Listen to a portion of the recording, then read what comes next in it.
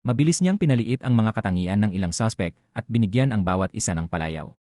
Ang mga magnanakaw ay pawang mga bata maliban sa isang matandang lalaki na namumukod tangi.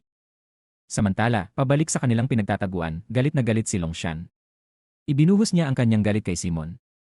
Hindi mo ba nakita? Muntik na kaming mahuli. Kaming lahat. Sa loob ng maraming taon, hindi siya nakita ng mga pulis. Ngayon, si De Jong ay bumalik sa puwersa at gustong bumuo ng isang surveillance team. Ang kanilang misyon ay makipag-ugnayan sa mga kapitbahayan, magpanggap ng mga ordinaryong tao, palihim na nag-imbestiga at sumubaybay sa grupong ito ng mga heist. Kasabay nito, dumating na si Simon sa istasyon ng tren.